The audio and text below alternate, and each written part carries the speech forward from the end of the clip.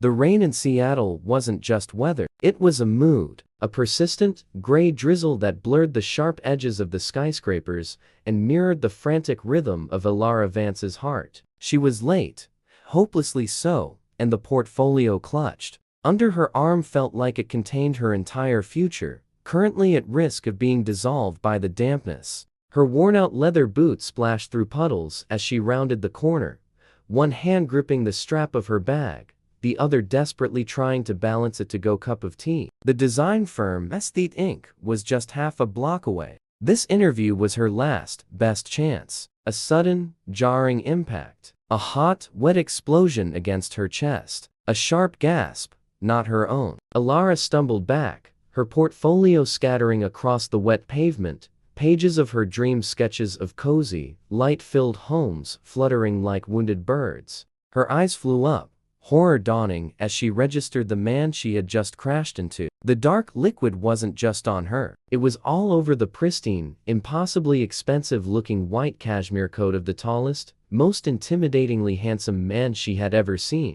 "Oh, my God. I am so sorry," she stammered, her voice trembling. She fumbled for napkins in her bag, her movements clumsy with panic. "This is a disaster. Please, let me pay for the cleaning." I wasn't looking."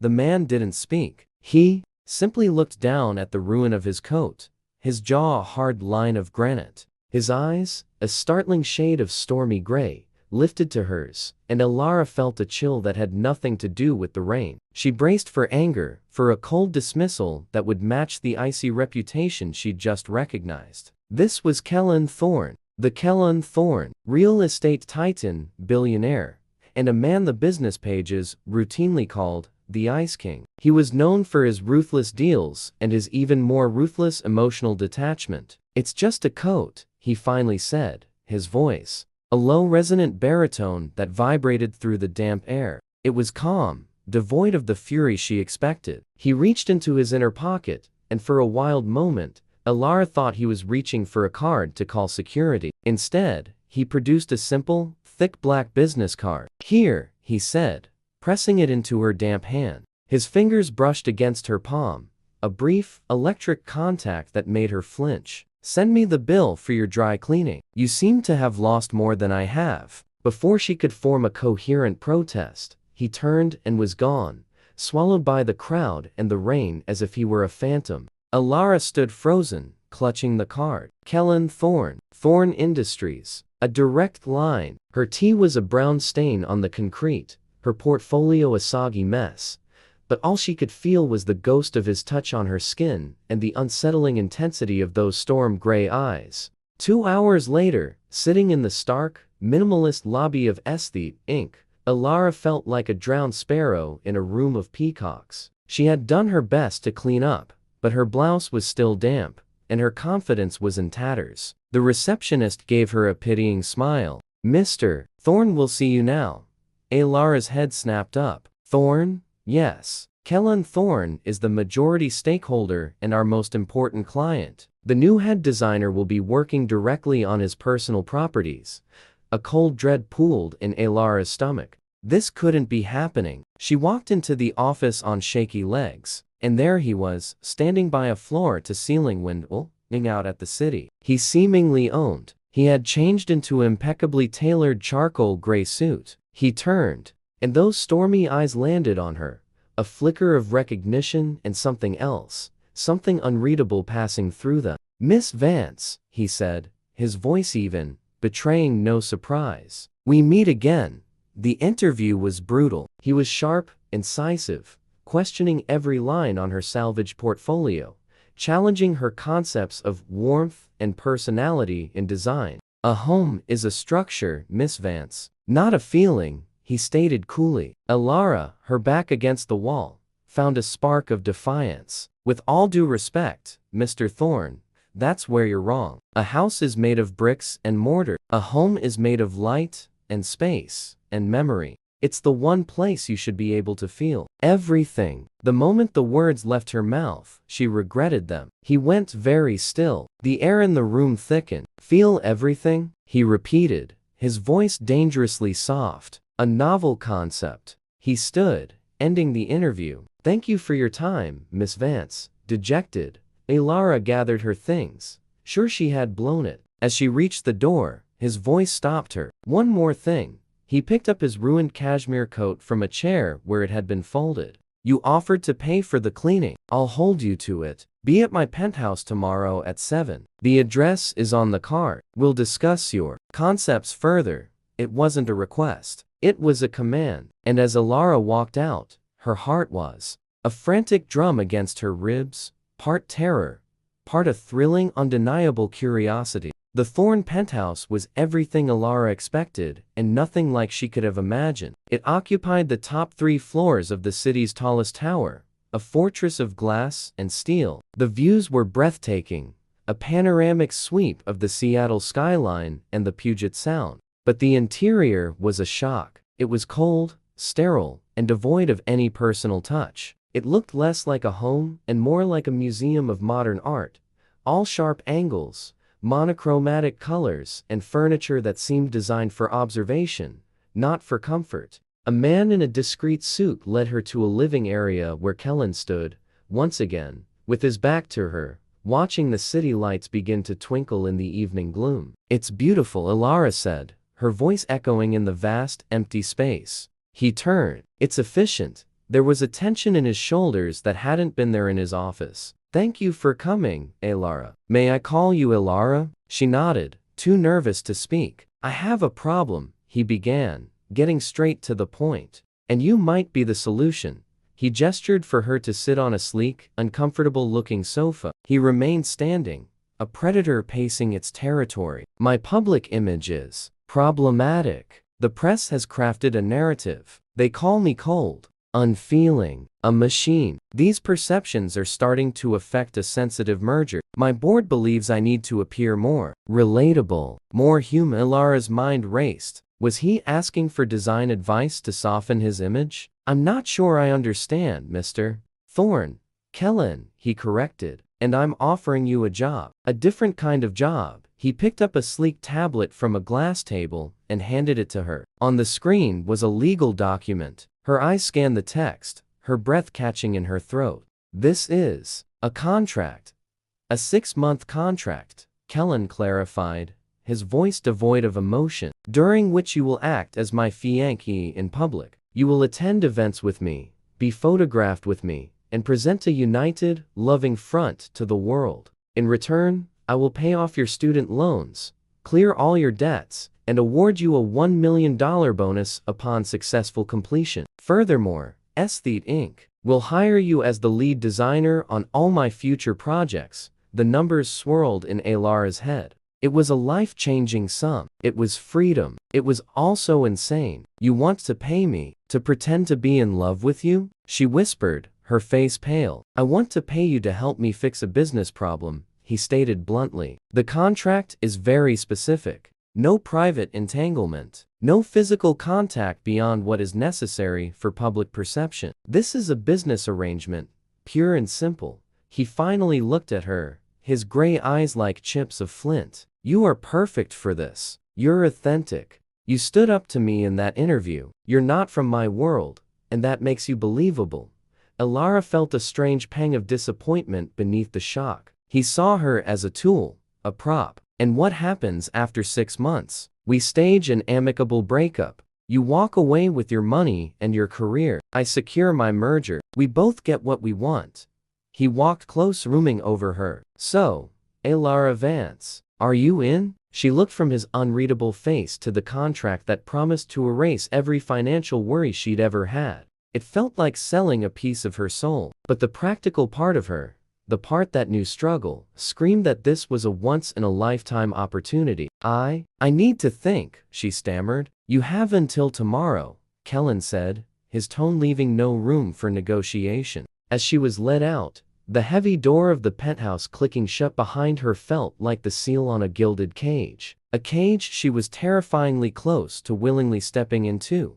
Elara didn't sleep. She paced her small, cluttered apartment, the contract burning a hole in her mind. $1 million, a dream career, all for playing a part. But the memory of Kaelen's cold, handsome face, the intensity in his eyes, sent a shiver through her that wasn't entirely unpleasant. There was a mystery there, a pain hidden beneath the ice, and a part of her, the designer who wanted to heal spaces, was desperately curious to uncover it. The next morning, she called him. "I'll do it," she said, her voice steadier than she felt. "But I have conditions." A pause on the other end. "I'm listening.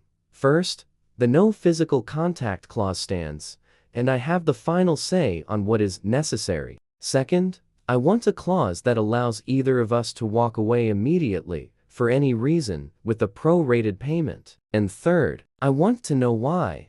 Why what? Why you're really doing this. Not the business reason. The personal one." There was a long, heavy silence. "Come to the penthouse at noon. We'll sign the papers." When she arrived, his lawyer was there. The contracts were amended, and with a hand that trembled only slightly, Elara signed her name, selling her next 6 months to the Ice King. When they were alone, Kaelen poured 2 glasses of water. "You asked for the truth," he said, his back to her. "The rumors aren't entirely wrong. I don't connect with people easily. My childhood was structured. Love was a transaction. My last serious relationship ended when my partner told me that being with me was like being with a beautifully sculpted statue. Cold to the touch." He turned, and for the first time, Elara saw a crack in his armor, a raw, vulnerable pain that made her heart ache. "This merger, it's with a family-owned company. The patriarch is old-fashioned. He believes a man's character is reflected in his capacity for love and commitment. He needs to see that I have a heart." He gave a bitter, hollow laugh. "So, I'm renting one." Elara stood and walked over to him, driven by an impulse she didn't understand. She placed her hand on his arm. The muscle was tense beneath the fine fabric of his suit. "We'll make them believe it, Kaelen," she said softly. He looked down at her hand, then up at her face, his expression one of profound shock. Slowly, he covered her hand with his own. His palm was warm, his touch surprisingly gentle. "Thank you, Elara," he murmured. And in that moment, as their hands lay joined upon his arm, Elara knew with terrifying certainty that the hardest part of this arrangement wouldn't be pretending to care for Kaelen Thorne. It would be pretending that she didn't. Their first public test was the annual Children's Hope Foundation Gala, the social event of the season. Kaelen sent a team to Elara's apartment, a stylist, a hairdresser, a makeup artist. They transformed her into a version of herself she barely recognized. The dress was a cascade of deep emerald silk that clung to her curves and made her skin glow. When the black car pulled up to the museum where the gala was held, her stomach was a tight knot of nerves. Kaelen was waiting at the entrance. He wore a tuxedo that seemed painted on, and when he saw her, he went completely still. His eyes darkened, traveling over her with an intensity that stole the air from her lungs. "Elara," he breathed, and her name on his lips sounded like a prayer. "You look stunning." He offered his arm, and she took it, her fingers curling around the solid muscle. "Ready?" he asked. "No," she admitted, with a shaky smile. "But let's go convince them." The ballroom was a whirl of glittering jewels, designer gowns, and the low hum of powerful conversation. Cameras flashed as soon as they entered. Kaelen's hand settled on the small of her back, a warm, steadying pressure. He introduced her as his fiancée with such easy confidence that Elara almost believed it herself. "How did you two meet?" a society columnist asked, her eyes sharp and calculating. Kaelen answered before Elara could. "She quite literally ran into me," he said, a ghost of a smile playing on his lips. "It was the best collision of my life." The crowd around them laughed, and Elara felt herself relax a fraction. He was good at this. She played her part, smiling, laughing at his dry wit, her hand resting comfortably in the crook of his arm. For a moment, it felt almost natural. Then she saw her, a tall, stunning woman, with platinum blonde hair and a razor-sharp smile, gliding toward them. "Kaelen, darling," the woman purred, her eyes sweeping over Elara with dismissive coldness. "Aren't you going to introduce me to your friend?" Kaelen's body went rigid. "Serafina, I didn't know you were back in the country. I couldn't miss the chance to see you," Serafina said, her gaze returning to Elara. "So, You're the one who finally melted the Ice King. How quaint. The venom in her voice was unmistakable. Elara felt a surge of protective anger. She tightened her grip on Kaelen's arm. Kaelen doesn't need melting, Serafina, she said, her voice clear and calm. He just needed someone to see the warmth that was already there. Serafina's smile tightened. How very poetic. Tell me, how long have you been together? Long enough to know I want to spend the rest of my life with him, Elara said, the lie feeling strangely true on her tongue. She turned to Kaelen, and before she could second-guess herself, she rose on her toes and pressed her lips to his. It was meant to be a brief, defiant gesture, but the moment their lips met, the world disappeared. Kaelen made a low, rough sound, and his arms came around her, crushing her to him. The kiss deepened, becoming something hungry, something real and desperate. It was not the chaste peck of a performance. It was a claiming. When they finally broke apart, the ballroom was buzzing. Serafina looked furious. The cameras were a continuous strobe of light. Kaelen was staring at her, his breath ragged, his gray eyes blazing with the fire she had never seen in them. Well, he whispered, his voice husky. That should do it. Elara could only nod, her lips still tingling. Her entire world tilted on its axis. In the days that followed, the photograph of their kiss was splashed across every tabloid and business section. The Ice King melts. The headline screamed. The public was captivated. Their love story was the talk of the town. But behind the scenes, something fundamental had shifted. The professional distance they had maintained began to crumble. Kaelen started texting her throughout the day, not about their schedule, but about little things. Saw a building you'd like. The light reminded me of your sketches. Or this merger meeting is tedious. Tell me something interesting. Elara found herself smiling at her phone, her heart doing a little flip every time his name appeared. He began showing up at her apartment unannounced, bearing takeout from her favorite Thai place, wanting to see her real space. He would run his fingers over her bookshelf, examine her trinkets, asking questions about her life with a genuine curiosity that felt anything but fake. One evening, they were sitting on her couch, surrounded by Chinese food containers, arguing playfully about the merits of modernism versus Art Deco. It's too fussy, Kaelen insisted, a real, relaxed smile on his face. It has soul. Elara laughed, throwing a pillow at him. He caught it easily, his smile softening as he looked at her. The air in the small room suddenly grew thick and warm. You're different here, he said quietly. You're luminous. Elara's breath hitched. Kaelen, she whispered, a warning in her voice. This isn't part of the contract. I know, he said, his gaze dropping to her lips. He leaned in slowly, giving her every opportunity to pull away. She didn't. This kiss was nothing like the one at the gala. That had been fire and performance. This was slow, tender, and devastatingly sincere. It was a question and an answer. When he pulled back, his forehead rested against hers. The contract is void, he murmured. This is real for me, Elara. Tell me it's real for you. Tears welled in her eyes. It's real, she confessed, the words a relieved sigh. It's been real for a while. That night, in her small, comfortable bed, surrounded by the evidence of her life, the billionaire and the designer found a different kind of wealth. They found a connection that needed no contract, a truth that needed no performance. The walls around Kaelen's heart didn't just crack, they crumbled, and Elara walked in not as a hired companion, but as the woman who owned it. The world Elara and Kaelen built over the following weeks was a delicate, beautiful bubble of newfound intimacy. Mornings began with shared coffee in her sunlit apartment, his large frame looking comically out of place on her small balcony. Evenings were spent in his penthouse, which was slowly transforming. A vibrant throw pillow she loved appeared on his sterile sofa, a stack of her design books cluttered his minimalist desk, and the sound of her laughter echoed where only silence had lived before.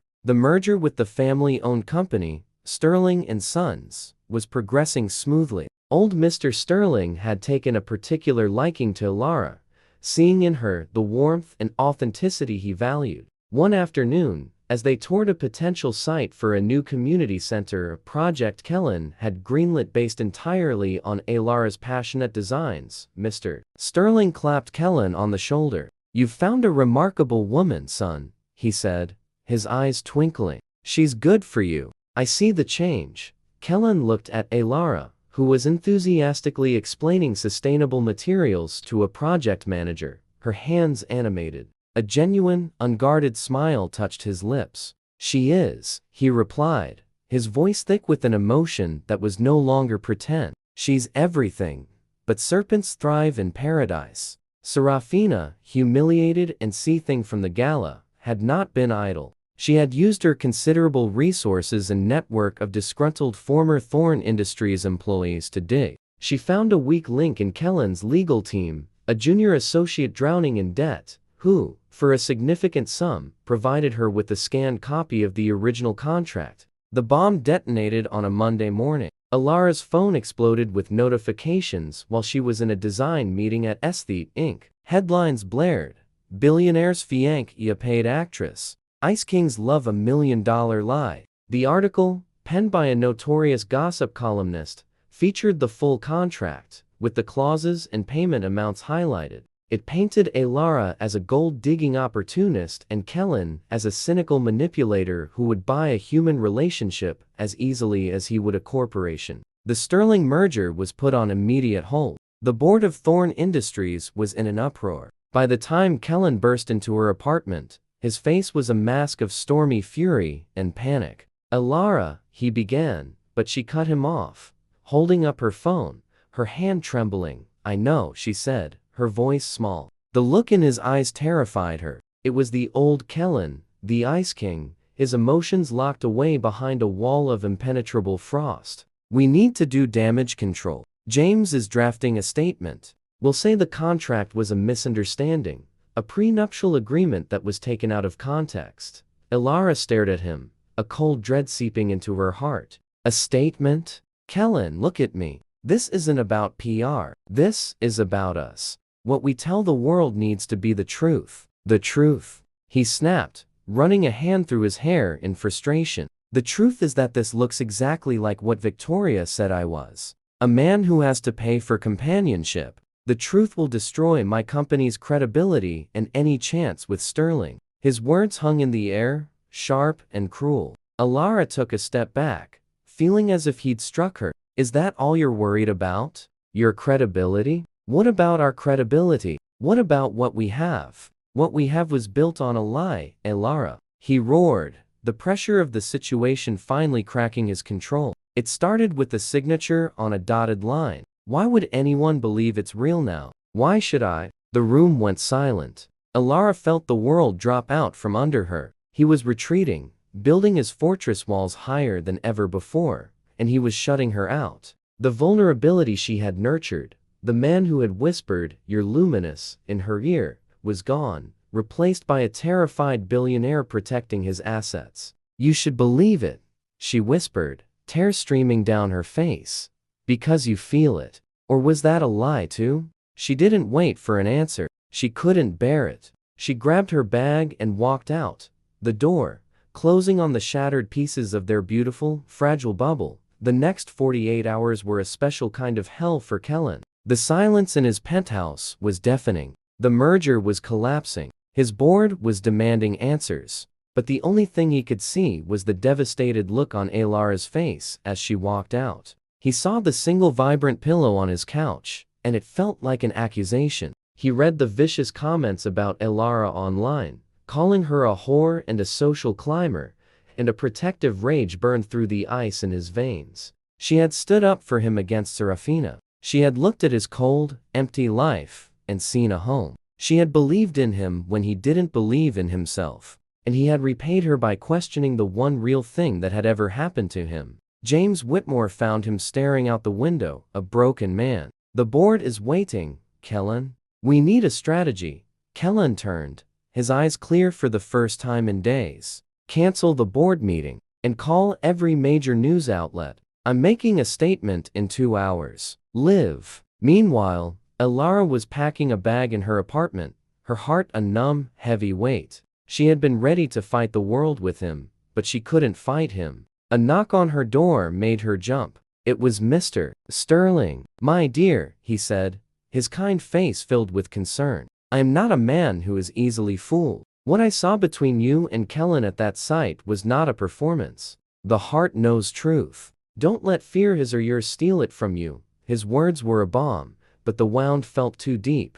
She turned on the television for noise, to drown out her thoughts. And there he was, Kaelen, standing at a podium, looking more powerful and more vulnerable than she had ever seen him. "Thank you for coming," Kaelen began, his voice steady and strong, his stormy gray eyes looking directly into the camera. "Several days ago, document was leaked. It was a contract between myself and Elara Vance. The terms reported are accurate. I did, in fact, pay her to pretend to be my fiancée." A gasp rippled through the press corps. He held up his hand. "I was a fool. I believed my public image was a problem that could be solved with the transaction. I was so walled off from my own emotions that I thought I could rent one. I was wrong." He paused, gathering his courage. "What the contract doesn't show is what happened after. It doesn't show the first time I heard her laugh and felt my own heart lighten. It doesn't show the way she challenged me to see beauty, not just in efficiency, but in life. It doesn't show the moment I realized I was falling in love with the woman I had hired." His voice softened, becoming raw and sincere. "The contract became meaningless the first time I kissed her and knew it was real. It became irrelevant the moment I realized that Elara Vance, with her integrity, her passion, and her beautiful, generous heart, was the best thing that has ever happened to me. I love her, not because of a contract, but in spite of one." He then looked straight into the camera, his gaze piercing. "Serafina Volkov orchestrated this leak in an act of malicious revenge. My lawyers will be serving her with the defamation lawsuit before the day is out. But her attempt to destroy me only showed me what truly matters. Elara, if you're watching, I'm sorry. I was scared. I got lost in the lie because the truth was too precious to risk. But I'm not scared anymore. I love you. This is not a performance. This is me, asking you, for real this time, to build a life with me." In her apartment, Elara slid to the floor, sobbing, her hand over her mouth. He had chosen her. He had torn up his own image and bared his soul to the world. For her. The door to her apartment opened. Kaelen stood there, having left his own press conference the moment it ended. He didn't say a word. He simply walked over, knelt before her, and gathered her into his arms. "I love you," he whispered against her hair, his own tears mingling with hers. "I believe you," she whispered back, holding him as if she would never let go. The cameras, the scandal, the world, it all faded away. All that was left was the truth. Finally, and the triumphant, enduring power of a love that was real.